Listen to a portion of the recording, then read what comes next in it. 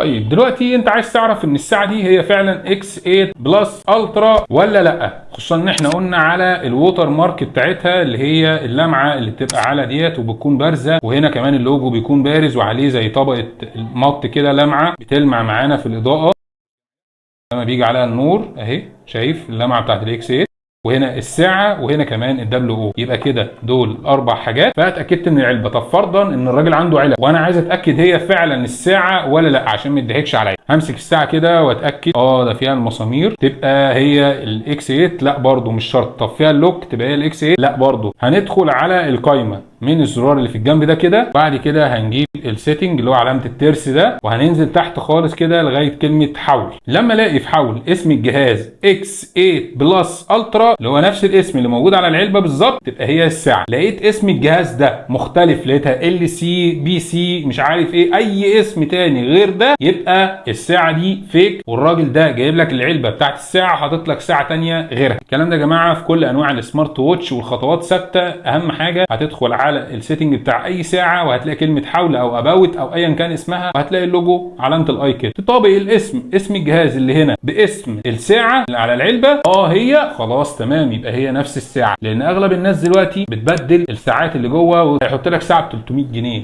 وياخد هو الفرق، ام 300 كمان هو كسبان فيها. فعشان خاطر ما يحصلش الغش ده اعمل لايك وشير للفيديو عشان غيرك يستفيد بالمعلومه ما تخليهاش تقف عندك.